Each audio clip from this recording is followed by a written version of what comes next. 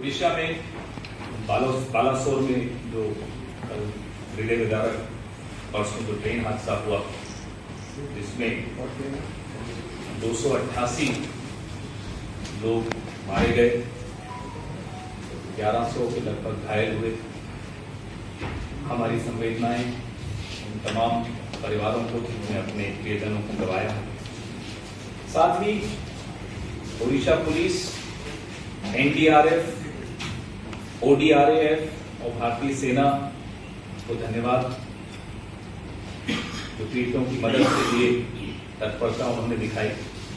और उड़ीसा के लोगों की जो मानवीय छवि देखने को कल मिली, वो इस देश की मानवीय छवि है। रक्तदान करने कतारों में लोग खड़े थे, नौजवान लोग खड़े थे। इससे यह पता चलता है कि एक राष्ट्र के तौर पर हम लोग कितने सजग, कितने संवेदनशील हैं। लेकिन बड़े अफसोस की बात है कि हमारी सरकार उतनी संवेदनशील नहीं थी। प्रधानमंत्री जी, आपके रहते भारत की किस्मत के बारे में तो मैं कुछ नहीं कहूंगा, लेकिन आप की किस्मत के बारे में दो शब्द जरूर। आपने एक कवच अपने आसपास खड़ा कर दिया। वो कवच आपको सीएजी रिपोर्ट से बचाता है, वो कवच आपको प्राइम टाइम डिबेट से बचाता है, वो कवच आपको किसी भी तरह की पब्लिक स्क्रूटिनी, सार्वजनिक जांच से बचाता है।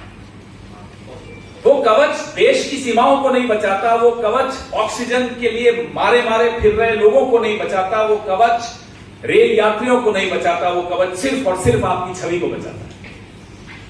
ऐसा कवच किसी सरकार को, किसी प्रधानमंत्री को कभी नहीं मिला। काश ये कवच रेल यात्रियों को भी मिलता। एक जमाना था जब लाल बहादुर शास्त्री जी जैसे लोग थे जिन्होंने इस्तीफा दिया, माधवराव सिंधिया जी ने इस्तीफा दिया एक रेल हादसे पर, नीतीश कुमार जी ने इस्तीफा दिया एक रेल हादसे पर। इस्तीफे का अर्थ क्या होता है? इस्तीफे का अर्थ होता है नैतिक जिम्मेदारी लेना। ना जिम्मेदारी दिखती है, ना नैतिकता दिखती है। आपको क्या उम्मीद है यहां से कोई इस्तीफा आएगा? हमें तो यह नहीं समझ में आ रहा हम इस्तीफा मांगे किससे। वो व्यक्ति जो एक छोटे से रेलवे स्टेशन की भी हरी झंडी दिखा के उद्घाटन करते हुए दिखता है, वो या वो जो कल सुबह से अपनी पब्लिसिटी में लगे हुए हों, टोपी पहन के कैमरा लेकर घूम रहे हों, किसका इस्तीफा मांगे हम? प्रधानमंत्री, हम आप पर छोड़ते हैं आप किसका इस्तीफा लेना चाहते हो, लेकिन ये देश उम्मीद करता है कि जिस तरह से लाल बहादुर शास्त्री जी ने, जिस तरह से नीतीश कुमार जी ने, जिस तरह से माधवराव जी सिंधिया ने इस्तीफा दिया था, आप भी अपने रेल मंत्री से इस्तीफा लेंगे। सीएजी रिपोर्ट आपके सामने है, पार्लियामेंट की स्टैंडिंग कमेटी की रिपोर्ट मेरे साथी, मेरे सहयोगी शक्ति सिंह गोहिल साहब के पास है, इस पर वो चर्चा करेंगे। सीएजी की रिपोर्ट बड़ी स्पष्ट तौर पे बताती है कि 2017 से 21 के बीच में डिरेलमेंट यानी ट्रेन के पटरी से नीचे उतर जाने की वजह से 1127 हादसे, 1127 derailments between the year 2017 and 21। By the way, ये सीएजी रिपोर्ट वही है जिसको आधार बनाकर आप लोग वही किसी जमाने में प्राइम टाइम डिबेट्स करते थे और यूपीए की सरकार के मंत्रियों से इस्तीफे मांगते थे। तब वो कवच नहीं होता था जो आज प्रधानमंत्री को कवच मिला हुआ है, आप सबकी तरफ से भी मिला हुआ है। मोदी सरकार का जो ट्रैक रिन्यूअल का बजट है, ये सीएजी रिपोर्ट भी हम आपको प्रेस रिलीज के मार्फत सर्कुलेट करेंगे। शायद आपके टेबलों पर आपके संपादकों ने नहीं भेजी होगी या संपादकों की टेबलों पे उनके मालिकों ने नहीं भेजी होगी, मैं आपको जरूर भेजूंगा। ट्रैक रिन्यूअल का बजट हर साल कम होता जाता है और जो बजट है उसका यूटिलाइजेशन नहीं हो रहा। हम हाई स्पीड ट्रेन के खिलाफ नहीं हैं, लाइए, लेकिन 10-15 चमकती धमकती ट्रेन को दिखाकर आप पूरा इंफ्रास्ट्रक्चर, पूरा ढांचा खोखला करते चले जाएंगे, यह मंजूर नहीं। सवाल आपकी विजन, आपकी सोच, आपकी नीयत पर है।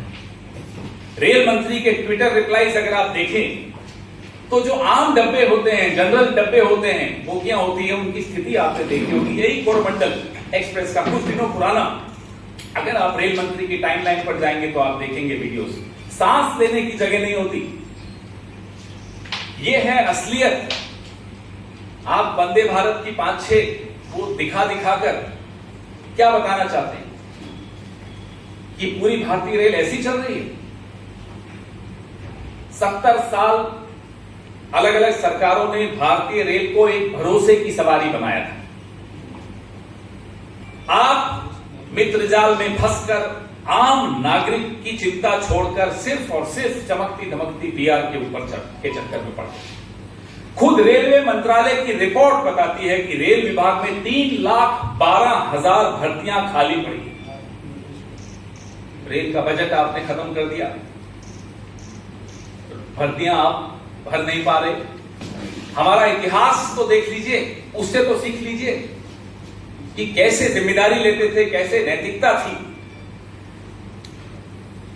लेकिन अब आपको एक नीति छोड़नी पड़ी, प्राण जाए पर पीआर न जाए, यह नीति छोड़नी पड़ी।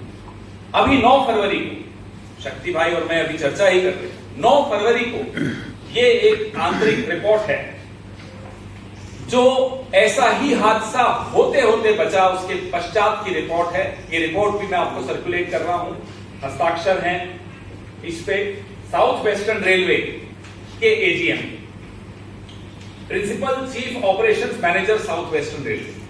जब वो बता रहे हैं कि ये सिग्नलिंग जो इंटरलॉकिंग सिस्टम है इसमें खोट है, अगर जल्दी ही इस खोट को दूर नहीं किया जाए तो इस तरह के हादसे होते रहे। 9 फरवरी को ये रिपोर्ट सर्कुलेट हुई रेलवे मिनिस्ट्री में। उसके पश्चात क्या कदम उठाए गए ये भी हम जानना चाहते हैं। इससे पहले कि शक्ति सिंह गोहिल जी स्टैंडिंग कमेटी की रिपोर्ट पे चर्चा करें, हमारे 3 सवाल। क्या प्रधानमंत्री जी इस सदी के सबसे भयावह रेल दुर्घटना की जिम्मेदारी लेंगे? नंबर 2, क्या प्रधानमंत्री जी अपने रेलवे मिनिस्टर श्री अश्विनी वैष्णव का इस्तीफा लेंगे? हमारी ये स्पष्ट मांग है कि रेलवे मिनिस्टर को तुरंत नैतिक जिम्मेदारी लेते हुए इस्तीफा देना चाहिए।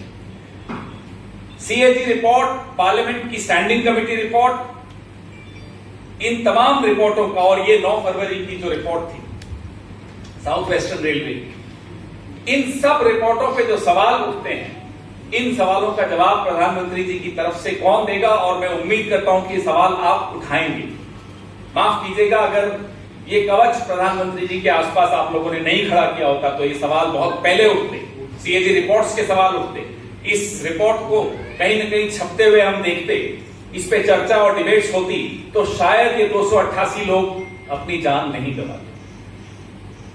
हमारा और आपका काम सरकार को जनता से बचाने का नहीं है, जनता को सरकार से बचाने का। अभी भी समय है, हम सबको ये जिम्मेदारी निभानी पड़ेगी, नहीं तो ये दुर्घटनाएं होती रहेंगी, लोगों की जान जाती रहेगी और यूं ही हम एक दूसरे को ढांढस बनाते रहेंगे। शक्ति भाई।